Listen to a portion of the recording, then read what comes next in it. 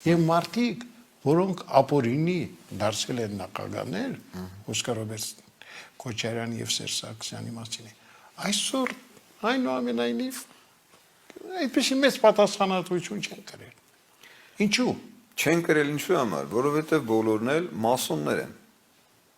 Բոլորն էլ մասոններ են, բոլորն էլ պարտավորություն, պարտականություններ են ստանձնել ծառայելու իրենց պապաներին, այսինքն իրենց տերերին։ Նույնը Սերժ Սարգսյանի վերաբերյալ նաև իր փեսայի մասնակցությամբ կա համապատասխան տեսագրություն, դոկումենտալ տեսագրություն, որտեղ Բաղրամյան 26 Դուք տեսել եք այդ տեսագրությունը։ Այո, Բաղրամյան ես իմ էջի վրա նաև դրած է, դրա մասին նաև Այդ տեսագրությունը կա։ Իհարկե, որ հենց Բաղրամյան 26-ում նախագահական նստավայրում, այո։ Սերժ Սարգսյանին տալիս են համապատասխան շքանշան, որից մեկն էլ ինքն է, հետո որից հետո նաև իր փեսային, որից հետո նաև Էդուարդ Նալբանդյանին, նախկին արտգործնախարարին։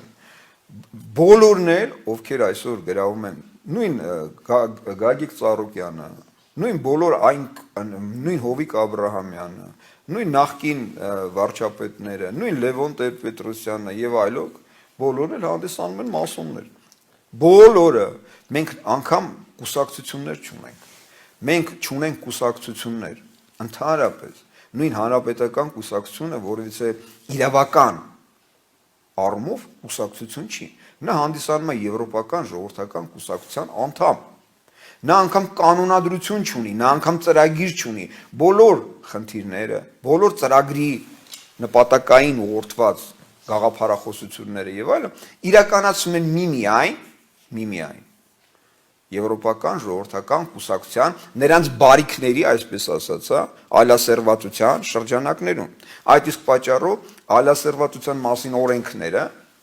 ընկալվում, ընդունվում, հաստատվում են նույն համակարգերի։ Իդեպ նույն դաշնակցությունը հանդիսանում է սոցիալիստական ինտերնացիոնալի անդամ, նույն ջհուդա մասոնական օթյակի անդամ։ Բոլորը Հայաստանում կուսակցություն չկա, որ լինեն անկախ, ունենան իրենց կանոնադրությունը եւ ծրագրերը։